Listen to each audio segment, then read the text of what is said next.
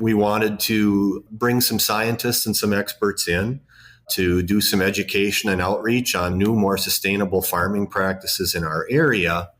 And we wanted to tell that story to people. At the same time, we knew we had to measure our outcome in some way, measure the impact we were making, to not just tell the story, but to be able to tell a better story.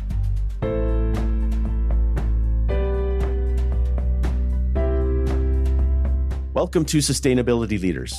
I'm Michael Torrance, Chief Sustainability Officer at BMO. On this show, we will talk with leading sustainability practitioners from the corporate, investor, academic, and NGO communities to explore how this rapidly evolving field of sustainability is impacting global investment, business practices, and our world. The views expressed here are those of the participants and not those of Bank of Montreal, its affiliates, or subsidiaries.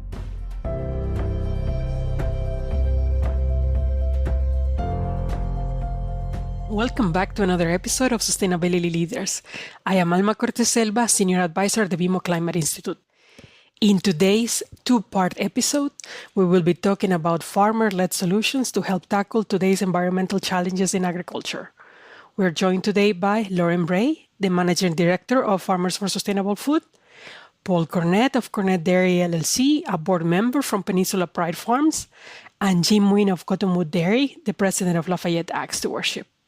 And if you don't mind introducing yourself and then talking a little bit about your farms as well. Well, hello, everybody. Lauren Brey. I'm with Farmers for Sustainable Food. I've been with our organization for almost 10 years, and our sister organizations, Edge Dairy Farmer Cooperative and the Dairy Business Association and Minnesota Milk as well. Farmers for Sustainable Food is our nonprofit. I'm based in Northeast Wisconsin, and my husband is also a dairy farmer, so I am engaged in the work that we're doing every day, both at home and in the office. How about you, Paul? My name's Paul Cornette, kind of in the same corner of the world as Lauren and her family. I'm in Northeast Wisconsin, just a little bit east of Green Bay. I farm with my brother Tom. We milk 360 cows and run about 1,000 acres of land. Like Lauren said, I'm a board member at Peninsula Pride Farms, and I'm also the board president of Farmers for Sustainable Food. Jim? Hi, I'm Jim Wynn. In another corner of the state from Lauren and Paul. I'm down in the southwest corner, about 45 miles southwest of Madison. I farm in partnership with two other local dairy farmers. We built our dairy 25 years ago, milking 1,800 cows. I'm a past board member of both DBA and Edge, and president of LASA, our Lafayette Ag Stewardship Alliance. Wow, very impressive backgrounds. Lauren, there's a lot of people in our audience that may not know about Farmers for Sustainable Food, or FSF. Do you mind giving it like a little bit introduction, what it is, how it works, and then why farmer-led solutions are important? Yes, Farmers for Sustainable Food exists to support farmers like Jim and Paul who are leading the way in conservation. Our purpose is really to connect farmers with the agriculture and food value chain so that farmers can do better, do more on their farms, and have success. So the projects we'll be talking about today are great examples of that, how we've brought together farmers, in some cases dairy processors and others in that supply chain to support them in what they're doing on their farms and better understanding it to improve environmental and financial outcomes. Really, it boils down to FSF is a collaborative effort to promote and support farmer-led solutions to the challenges we're facing. And our mission is to empower those farmers to develop and implement practical solutions to today's environmental challenges. Very impressive. Since you're the only collaborative nonprofit organization, do you mind sharing how did you guys start it? When did it start? A little bit of the background. Yeah, we were founded in 2016 by some of our sister organizations I mentioned in the introduction, Edge Dairy Farmer Cooperative, the Dairy Business Association, in collaboration with the Nature Conservancy. So I started working on our program officially in 2019. And we have grown tremendously in that short period of time. Again, our organizations really saw the need to support farmers and what they were doing and trying to help them get access to the resources so they can learn and continuously improve and connect with one another to do those things. You have a very impressive range of projects. Do you mind giving a bit overview of some of the projects, and then how do you decide which projects to participate on and then fund? How's the process? I like to describe our work in two phases or two spaces. One is supporting farmer-led groups like that Paul and Jim are part of. Peninsula Pride Farms and Lafayette Ag Stewardship Alliance are two of the 9 farmer-led groups that we now work with. And our organization provides these farmer-led volunteer nonprofits with administrative services. So all that behind the scenes work so they can be successful and be organized, host events, receive grant funding and report on that grant funding. But the other space that we work in that these two farmer-led groups are also participating in is that sustainability project space. So we really develop and manage sustainability projects that are farmer-focused, that have supply chain partners. So we're so new in this space that we haven't necessarily had a lot of challenge in finding farmers to work with us because we work with 9 of these groups already. So we already have access to farmers who are really excited about conservation practices. They're already doing a lot of things on their farms to innovate and try new things. So as we've gone about just launching our projects, because these 2 projects have really been some of our pilots, it's been a collaborative process.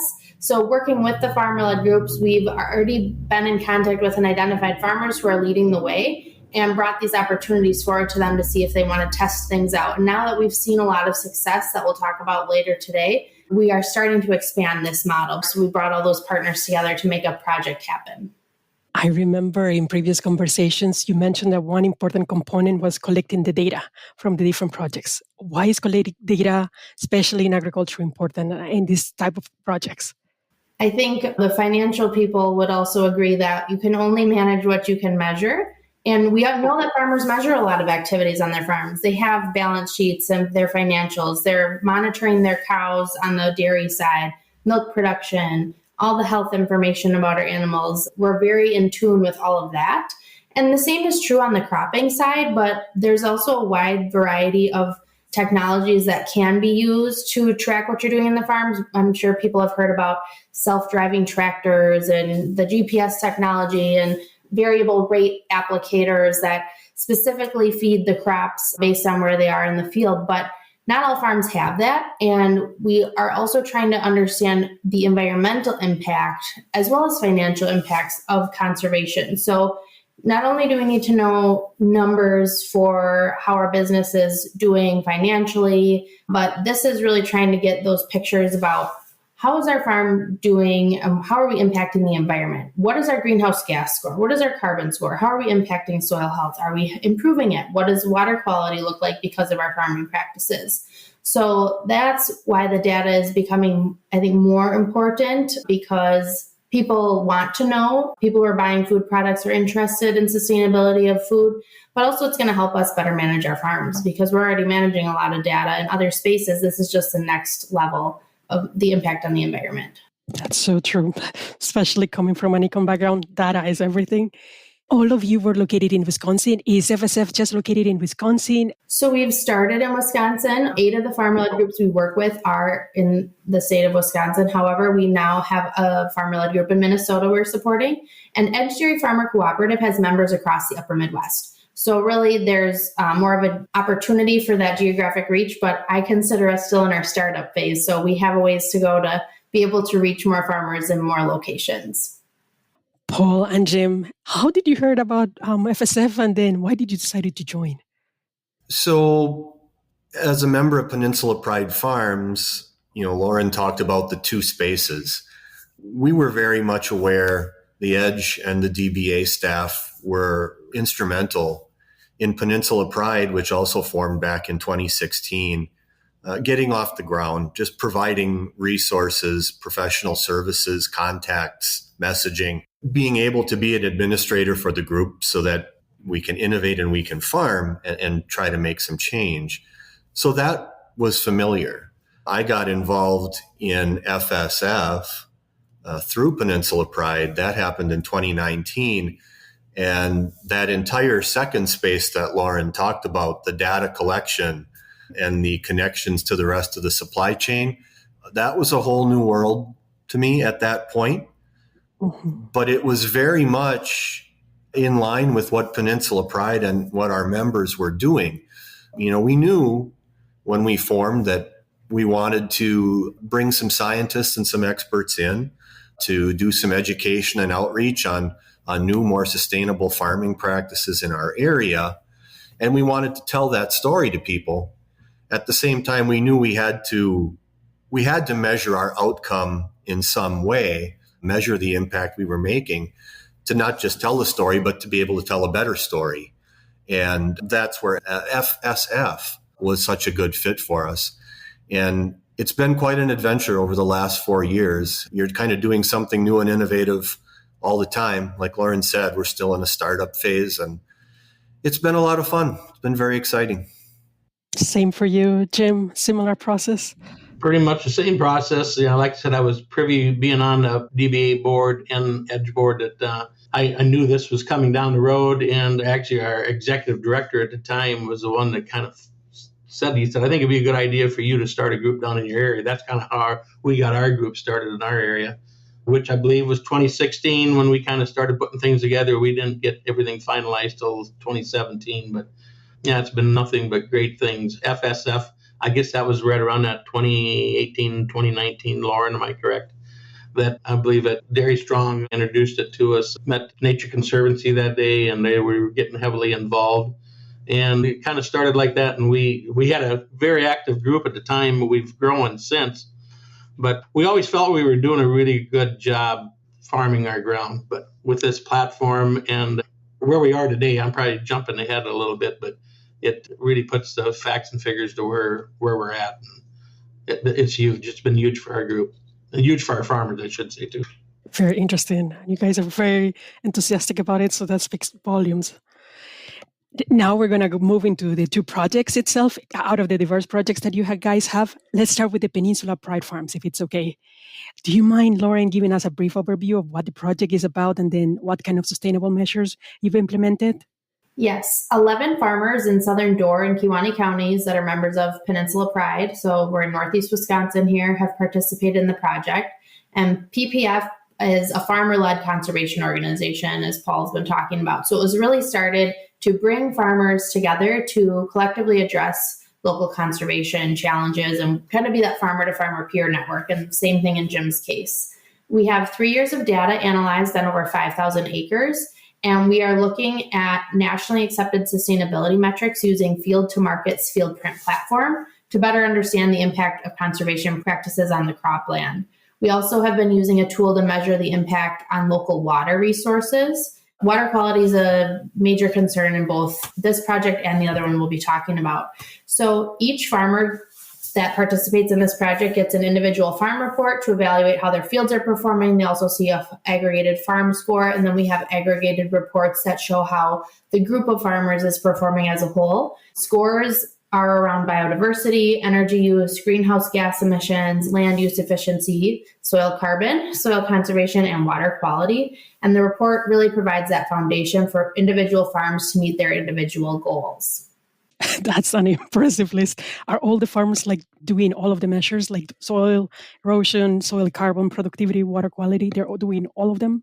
Every farmer gets scores on all of those metrics based on the practices and the fields that they've put in to better understand the practices' impact on those various scores.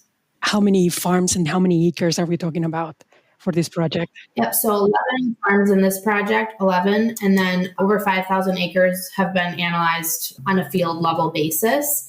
Farms can choose to do 10% of their managed acres per crop, so we're looking at corn silage, alfalfa, and in some cases, corn for grain. Or some farms have chosen to do their whole farm. So it just really depends on the farmer and what they want to do. But the goal is to get kind of a summary view. And then what's exciting too is that they're also able to see how their fields compare and their farms compare to both state and national benchmarks where enough data exists, as well as project benchmarks. So really a part of this is stoking that competitive spirit among the farmers. We are working together, but we're still... there's a friendly competition about seeing where you rank against your peers in your neighborhood. That sounds very interesting. Paul, can you tell us then a little bit about your experience with the project, and then why did you decide to participate, and then how difficult was it to join and then provide the data? Well, as far as why I joined, I think I've spoken to that a little bit already. It was always important as we were getting going to improve our practices, and we knew we needed to have a better story to tell. We needed to measure the outcomes as we changed our practices and be able to relay that to folks. And this was right in line with those goals. As far as how difficult was it, a lot of the technical expertise was provided to simplify the process by some FSF staffers or by other experts that we were put in touch with. We've been working with Houston Engineering, which is a firm out of the Twin Cities. They really helped manage the technical end of that and make it fairly simple, but it was still very time consuming, especially the first time you go through the process, measuring and just getting a handle on every pass across a field and each different field and each different system you're using to grow different crops. It's pretty time consuming and it's a lot of work. Has it become easier now? Yeah, years 2 and 3 were much simpler and much faster. Mm-hmm. At the same time, and we're going to get into this a little bit, I'm sure, as we grow our project into the Climate Smart Commodities program, it's opening an entirely new door, and it requires a whole new set of data as well. You know, our focus at Peninsula Pride initially was very much related to water and soil, conserving surface water and soil. We're in a narrow strip here between Green Bay and Lake Michigan, and it's a fairly sensitive area. So we weren't even looking a lot at carbon and greenhouse gases and things like that until we started to see the results come back from the 3-year study. And at that point, it was just kind of an interesting side note to see where you were without really putting a lot of focus on it. So now the focus is going to shift in that direction, and it'll be more collection. So it was a project that you have like a report at the end of the 3 years, and now you're having like a part 2 of the same project. Is that how it's structured a little bit? Yeah. I think that's a fair description. It's going to be at least a 2-year extension of the initial 3-year project. And then really with the climate smart aspect, we're really going to be branching out into beyond just field operations, but energy use in the barns and livestock housing and manure management, all kinds of different factors that are going to be involved. So it's a big expansion. For the non-farmers out there, what kind of measures have you specifically implemented? Like for all of us that may not do farming, what kind of things like are you putting in your farm? So I think most people can probably, even without an ag background, relate to the conventional system of you plow your field in the fall, you scratch it up a little bit in the spring, and then you run your planter across a dusty field. That's sort of what we're trying to evolve out of. And there's a lot of different ways to do that. One primary system in our area, given that we've got a lot of cows and a lot of dairy farming in our area, is to use low disturbance, not very intensive tillage in the fall to incorporate a little bit of that manure after your fall crop comes off. And then we establish a cover crop. It's a secondary crop that's just meant to stay green over winter, take up some of those nutrients from the soil, from that manure application, and hold ground in place as we get fall rains and snow melt in the spring and things like that. And then we come back with specialized planting tools, and we do what's called no-till planting. There's no working of the ground in the spring. You do something to probably terminate that cover crop, and then you just run the planter right across the field. It's a wonder for keeping soil in place.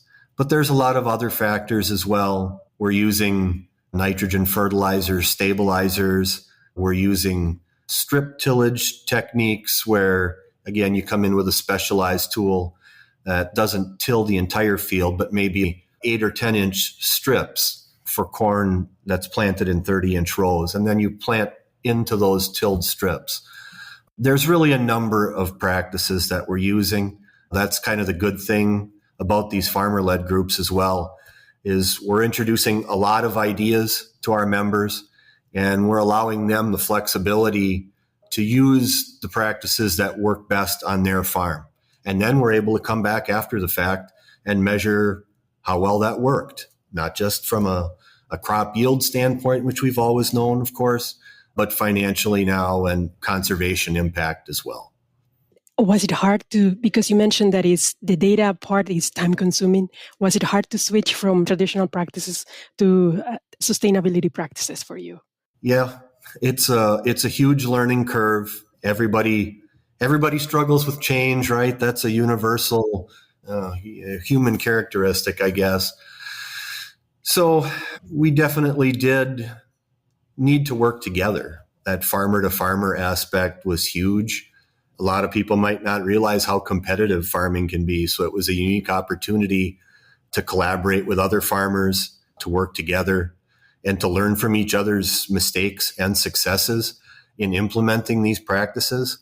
It took a process that might have taken 8 or 10 years to learn, or maybe you'd have just given up along the way. And instead it's sped up into 2 or 3 years where you kind of figure out how to use no-till planting in our type of environment without, going bankrupt in the process. So that was very helpful. And there is startup cost to it. I mean, I've mentioned specialized equipment already a couple of times, and it's, everything is expensive nowadays, and that includes the specialized equipment. So, coming up with startup costs to implement these practices was important too. And a lot of times we collaborated, worked together, shared equipment, rented equipment from each other within the group to accomplish some of those goals. You've touched upon something very important, which is profitability and cost. Can you talk about some of the effects, like farm profitability have you seen effects on yield for the positive, for the negative, increasing cost from the implementation of these practices? Yeah, definitely. Other than the startup costs, generally speaking, the conservation practices do have less annual expense. You're saving a lot of passes across those fields, or a lot of fuel or power intensive passes across. As far as financial impact, it's very yield dependent. And 3 or 4 years into these practices, I've had some tremendously successful crops where the conservation system has been the more profitable system. I've had some years where it's been sort of a wash because maybe the yield wasn't as good as I hoped. And we had a real droughty type early season this year where a lot of those conservation fields did struggle. And, this year, the plowed fields that I still have, they did yield better and they were more profitable this year. We're still figuring it out, but it can work. We've seen that it can work. And I think every year that we work toward these goals, I think our odds improve of being profitable as well. That's really positive and great to hear, because that's one of the key questions for farmers. Is it profitable? Now I have one final question about the project. Were you guys surprised, Lauren, Paul, by the results that you got, like from the different farms, or anything jumped at you that you didn't expect? I'll start and then let Paul share some of his farm results or expectations as a participant. But I think in general, we were just excited to see overall that conservation practices are having a positive impact on local resources, specifically water quality. Again, that's one of those topics that was what we were trying to learn more about. Are conservation practices helping water quality, one of our main resource concerns? So this project is proving that conservation practices are helping improve water quality, among other environmental outcomes. Just one statistic really quick, 91% of fields in the project have improved water quality by mitigating excess loss of subsurface nitrogen. So by limiting the amount of soil and excess nutrient runoff, most cases that's because we're using cover crops to keep the soil in place, like Paul talked about. Nearly all those fields are having a positive impact on local water quality. That's very important. Paul, anything that struck you, like from the results on your farm specifically? Yeah, I'm going to double up on what Lauren said, is that 91% and just some of the other similar metrics in terms of involvement and just how many practices and the breadth of acres that we're seeing some of these conservation practices. The other one that surprised me a little bit, not really knowing what to expect, was that even though our focus had been primarily on water quality, that we were seeing a 20 or 25% improvement in greenhouse gas scores and things like that. That kind of came in from out of left field for us. But given that we hadn't really focused on it, it was a nice thing to see, and it's a good starting point as we build into that next step of our project. Thank you so much for joining us for part 1 of this episode, and make sure to stay tuned in for part 2, where we discuss the progress of farmer-led solutions from the perspective of farmers that are helping tackle today's environmental challenges.